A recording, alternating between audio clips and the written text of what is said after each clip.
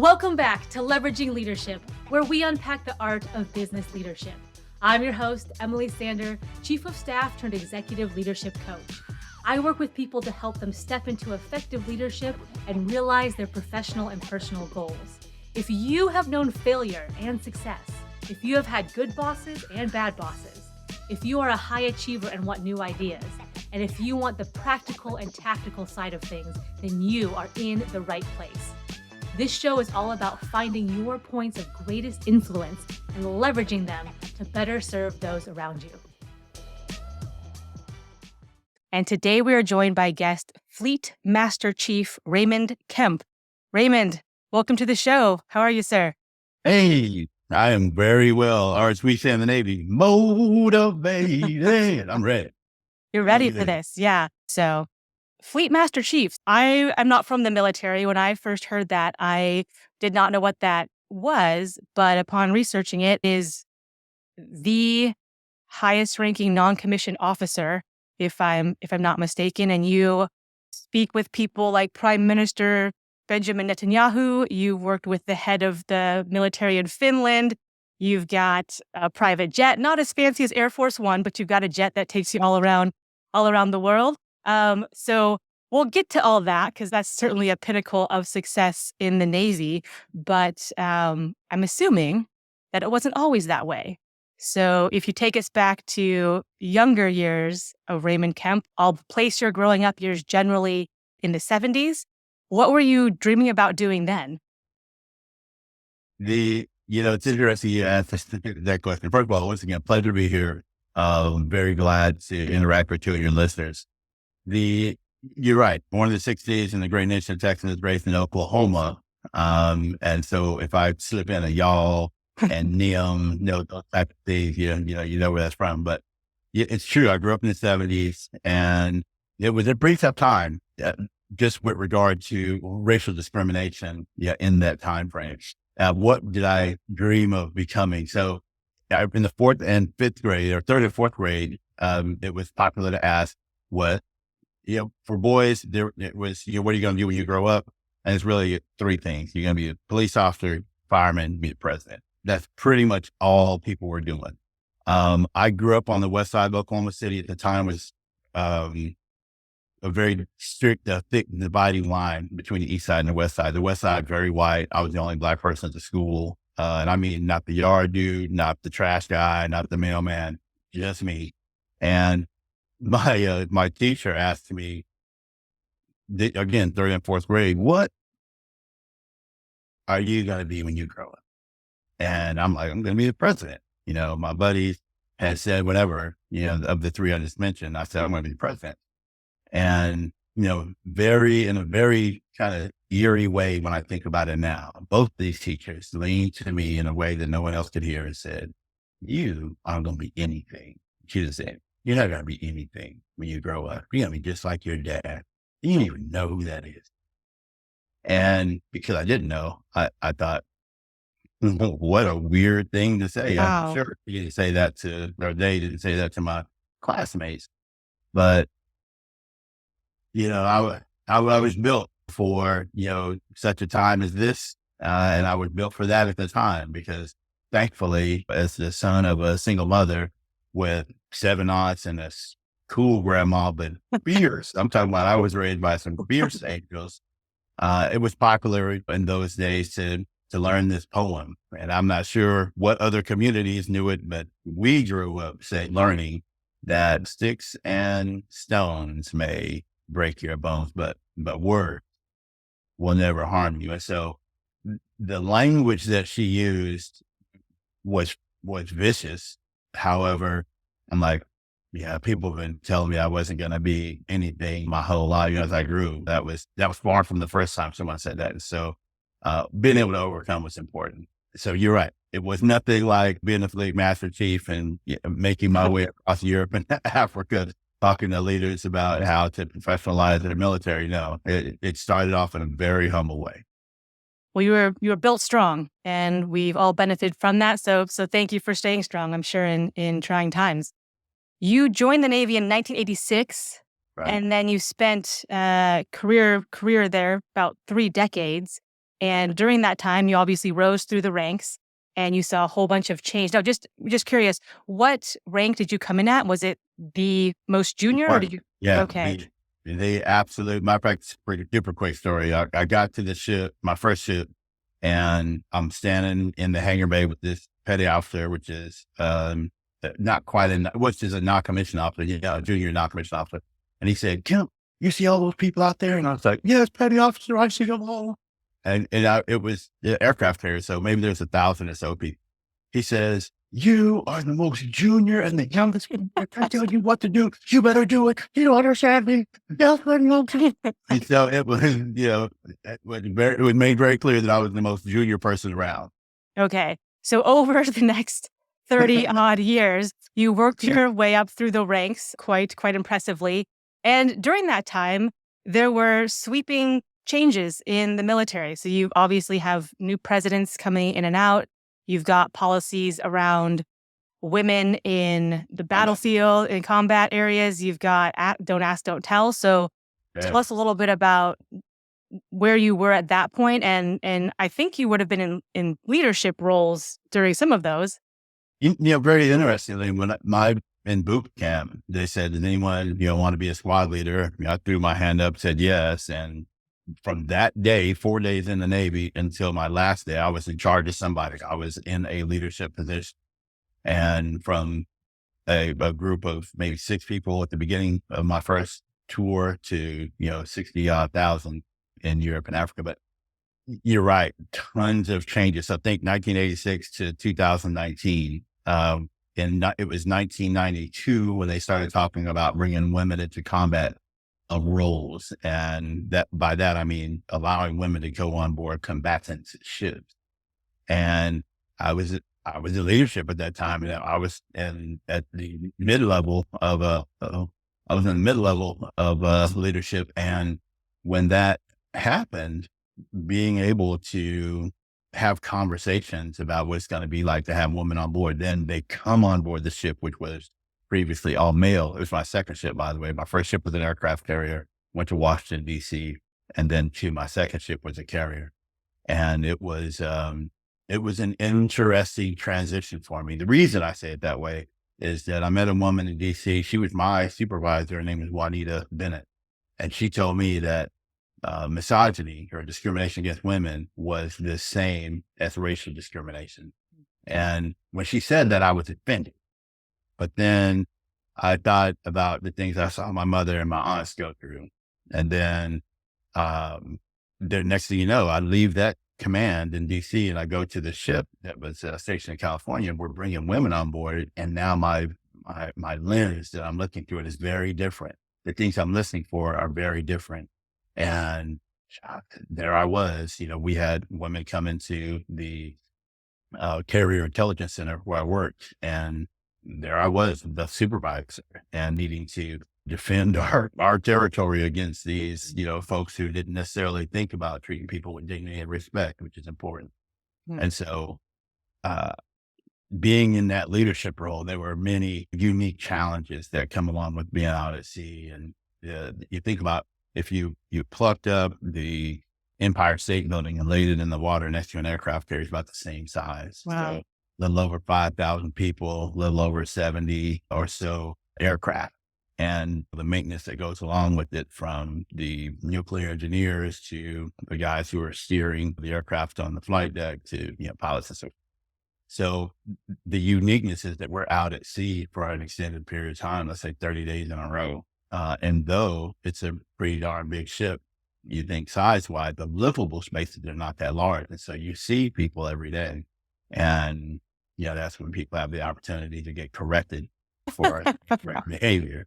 And it's also the opportunity to be what right looks like and model what should be done for others. And so that was an interesting experience for, a young man. And then fast forward through a couple of presidents. Next thing you know, Bill Clinton is in office, and we come out with this don't ask, don't tell policy.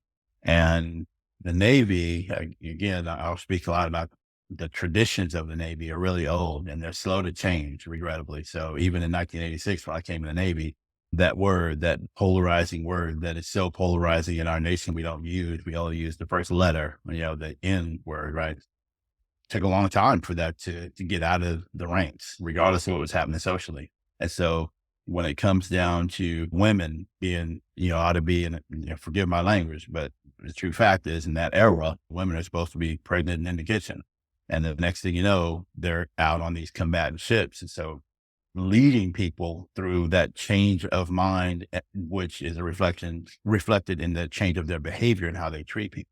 Fast forward just a few years to Don't Ask, Don't Tell. Again, changing hearts and minds with regard to how we treat people against something that folks were just standing firm against when it comes down to what was labeled as a different lifestyle.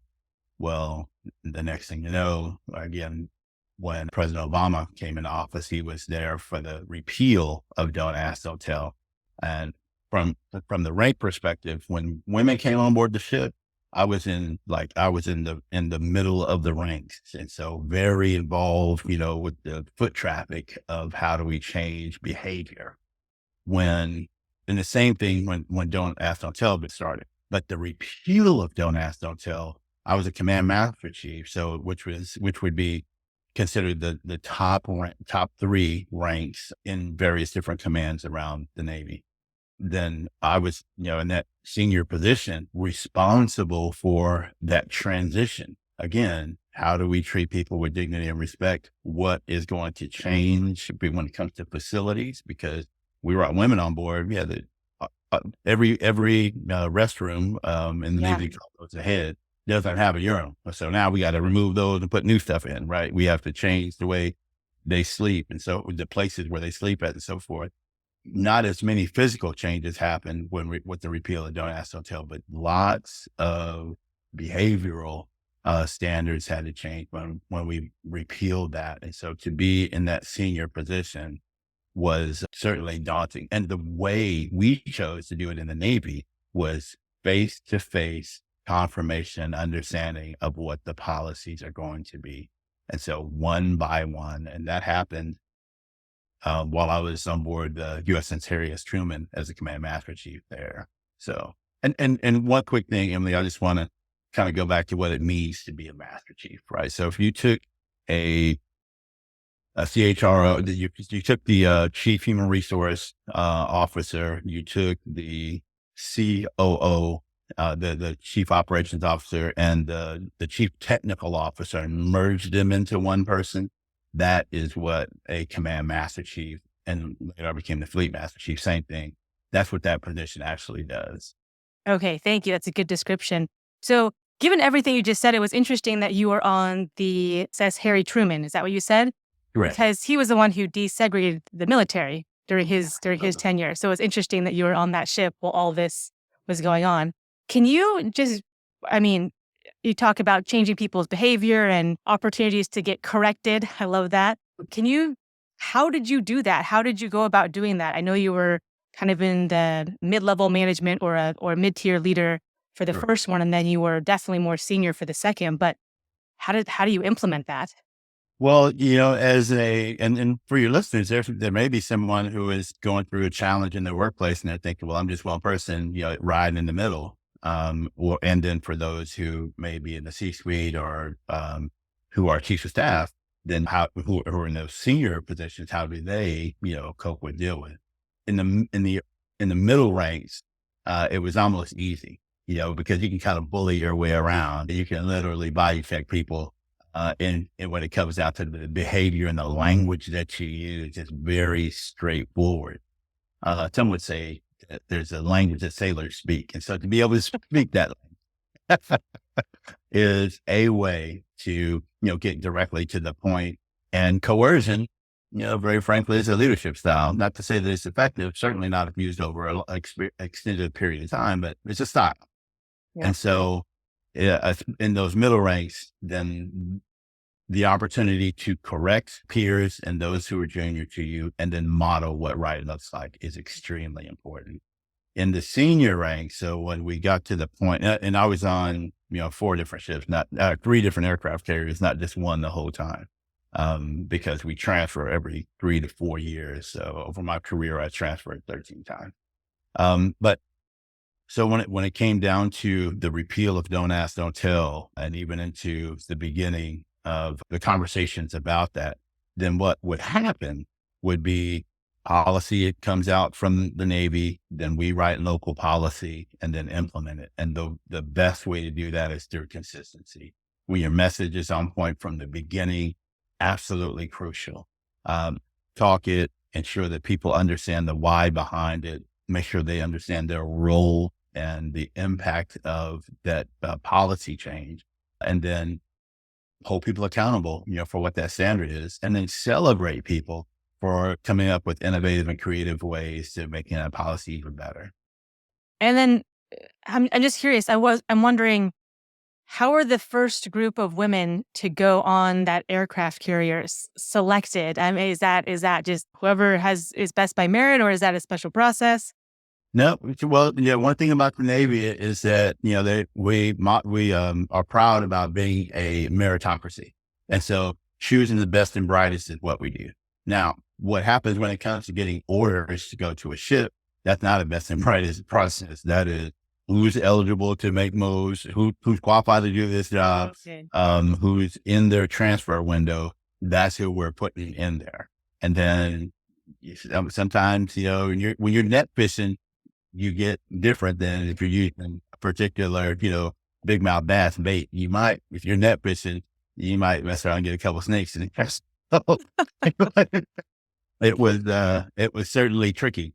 And so the thought was that, at least the way they arrived, let's make sure that there's not like one or two ladies who show up at once. Yeah. We've got to have 15, 30 of them show up. So by no means do they feel isolated, ostracized, or alone. And so that was done. And again, I was a junior person, but as I watched that process happen, and because I was Intel, I had a little bit of an inside scoop. That was the way the process worked. And we had a conversation about this speech I just gave in DC. The woman who asked me was one of the first ladies to go on No board. way. She sure was. Wow. Sure was. Okay. Full circle. Wow. All right. And my last question around this, I'm just interested. How do you set the tone, model behavior, make corrections when needed, and then also on the other side, not overdo it, not make it an overly big deal? Like, these are capable members of the military. They're here to do their job. Like, they need to do their job like anyone else. How do you balance those two things? Well, me as a son, of a single mom, I tell you about the conversation I had with 180 Minute. In my head, championing a cause in a group of people, sometimes I was a little overboard. I will fully admit I would write policies or say things that were just overly strict because I'm thinking, let me defend you against yourself. And the reality is that people are, to your point, people are smart. And when we choose a very lean portion of society and allow them to serve in the military. And so my policies were a little draconian, a little hard. However, the thing about leadership is having the modest to have a conversation with someone who is impacted and influenced by this policy that you're writing, these procedures that you put in place, and having the modesty to have that conversation, listen to what they're saying, and then the dexterity to make the change if it was overly restrictive. And so for me, when I realized the power in leadership and in communicating like that, then I'd make policy super hard. and then I'd have those conversations. Well, what do you think? That's way too hard. Really? So maybe I should just dial it down from 98 to 70. You could probably go to 60. Okay, let's take it down to 70. And then I did make those adjustments. And that was just my leadership style. Let's make it extra hard to ensure this is right. And then sometimes, I realize that wasn't hard enough. Let's make it harder. Let's make it more restrictive. But that communicating piece is just crucial. How do you gauge, whether you made the right decision or not? Well, you gauge it by productivity, efficiency, and effectiveness. And those things have to always be measured. And one of the things you said in there, which I think is key, is modesty, which you don't hear a lot in leadership. Now, in that case, is how would you put modesty in terms of humility or close together, separate? They're two, from my perspective, they're two very, very different things. Humility, let's think about it like this. Humility would be more intrinsic and modesty would be more extrinsic. Okay. Right. And so I truly feel that everyone should be treated equally and with a measure of respect, period. That's modesty. I mean, that's humility. I'm not any better than anybody else. Humility. Modesty is the willingness to take whatever level of rank is a hierarchical organization. We talk a lot these days about having flat organizations, and that's a little bit bizarre, but probably for a different podcast. but but when it comes down to modesty, my willingness to walk, express leadership by walking around and talking to the most junior people, asking questions, and their ability to have a conversation with me that I'll take action on. That is modesty. Some people wear their what's the phrase? They wear their rank on their chest. Well, okay, sometimes you got to take that off and go down and have real down to earth conversation. That's more a reflection of modesty. Yeah. Thank you for that. And just off of your comment of flat organizations. So Mhm. I've been just thinking about this in my head, and part of me is like, yes, there's the attraction to a flat organization. So you have line of sight to why decisions are being made and context and all those things, which I'm in favor of. But then I feel like there's this intrinsic, like something in us likes leaders, likes to be led sometimes. I mean, we want good leaders, right? But there's that part of us too. So just throwing that out there for your consideration or thoughts. Yeah, I agree that there's a great moment when we can have conversations and then where there's conversation. And then there's other times where there's just gotta be a monologue. When and one way that we would express this or whatever the way I chose to do it and learned how to do it was we have meetings, meetings with the chiefs, which is the senior NCOs, the senior non-commissioned officers. We would have a meeting where we would all get together, and usually this information is being put out. There may be a bit of a Q&A, and then we disperse. And we would do that the first Tuesday of every month. The second Wednesday of every month, we have what I call a conversation. So I would just walk in, assemble everyone. I walk in, I just sit down amongst the crowd and just have conversations. Why are we, and let them ask me why. I grew up in an era where people said, you don't ask why, you take off, if I say jump, you say how high, you just get up in the air, right? Well, what ended up happening is a lot of those folk from my era would say to younger people, why do you keep asking why? Just do it because I said so, so on and so forth. And many of you, probably you and your listeners, I could tell by your expression, have probably heard that saying either said to yourself or to someone else. And the fact of the matter is that people who are frustrated by others who ask why don't know why. And so I thought, I need all these senior CEOs, I need all these leaders to know why. And so we would sit down and literally sit down. I'd just sit in the middle, not in the front or anywhere else. And we'd have conversations about really, really tough topics and policies so that they can understand. Because what I do know is that when people understand their value in the organization, the mission, vision, and guiding principles of the organization, then the impact it has on the United States, then the impact to the world, then they would just behave and perform at a different level. And so that was important to me. And I would encourage your listeners that as they have opportunities to create flat moments to do it, because there's certainly value there. And then to your previous point is that we want good leadership. We adhere to some measure of structure because structure creates predictability. And again, that's something else that drives people to perform. All right, very cool. So you had this illustrious career in the Navy, and now you have been speaking about building resilience and Right. and adaptability. And you have a book, Building Resilience for Hybrid Success, anchored in adaptability. So this is a large question, but what are some of the first things we should know about building up our resiliency? Mm, that is a big question. I would say that if you, what I would describe are five tenets of resilience, and starting with trust. So just let's talk briefly organizational, and then we talk about the individual. Um, Within the organization, if you build trust with the people, then that creates a measure of confidence in how things are going, and where things are going within the organization.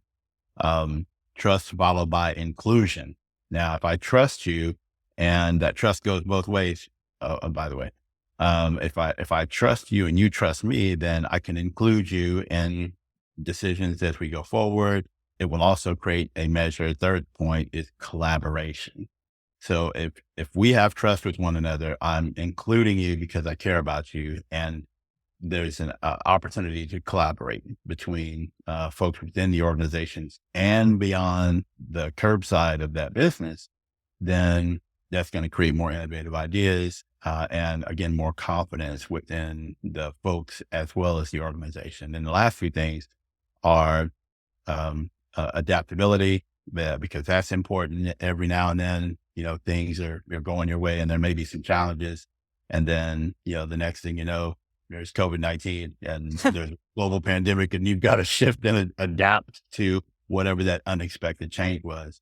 And then the last thing would be growth. So creating an environment where people are able to upskill and increase their skill set, and reskill in some instances, for the organization. That builds the resilience of the organization because people are being more resilient. Now, as an individual, it depends on what people are driven by. Three pillars of leadership that I like to encourage people to live by are what I call the ABCs of leadership: attitude, belief, and character. When you're committed to your own ABCs, right? Attitude determines your altitude. If you believe, you can achieve. And when your character is tight, right? When your character is on point, whether someone is watching or not, you're behaving in such a way, you're performing in such a way that your reputation will precede you. And that's crucial to the individual building their resilience. Yes. Wow. Okay. So that was a lot. And if you want to know more, get the book. But thank you for sharing that tidbit. So you've dedicated your speaking career and getting your message out around resilience and adaptability. Why is that so important? I know it might be an obvious answer, but just to help place it for leaders in organizations, leaders anywhere, but business leaders, why is that so important to model that and espouse that throughout your organization? Well, I took it personally because so many people would visit the aircraft carrier. We used to call it DV warfare. So distinguished visitors would come out, they would visit, they'd see the people, and they would leave saying something to the effect of, "Look, I've got a 19-year-old, I've got a 20-year-old. There's no way I could trust them with this multi-billion-dollar Yeah. aircraft carrier." And then they'll tell a story, for example, of a young lady who's happened to be driving the ship, the helmsman. She was from Mobile, Alabama. She was 19, didn't have a driver's license. She was driving a multi-billion-dollar aircraft carrier while it was adjacent to another ship that was sending over jet fuel. Oh my gosh. So the way that we were able to do that, and the way that any company can do it, is as described when it comes down to the five tenets of building resilience, but also when you give people the tools, parts, and material to do what they do.